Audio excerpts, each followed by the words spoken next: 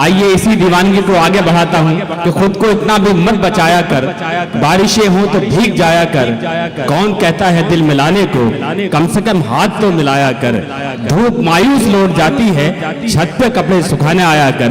फलक सुल्तानपुरी साहबा से गुजारिश करता हूँ कि इस दीवानगी को बरकरार रखें, पुरजोर तालियों से इस्तकबाल करें। बहुत बहुत शुक्रिया। मुअज़्ज़िन सामईन इकराम, अस्सलाम वालेकुम।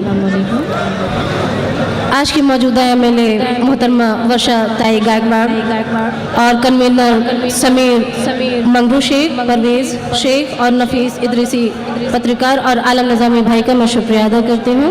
आइए सीधे सीधे 4 मिसरे से अपनी शायरी का आगाज़ करना चाहती हूँ, इंशाअल्लाह फिर अपना मकाम दूंगी। सुने दोस्तों,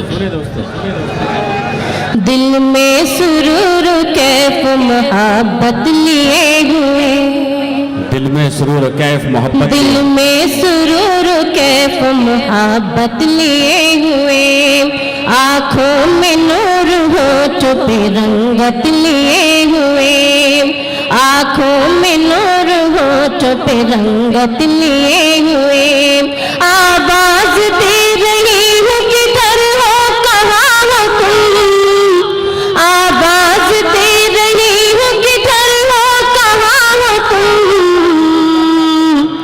आ जाओ अपनी चांद से सूरत लिए, आ जाओ अपने चांद से सूरत लिए।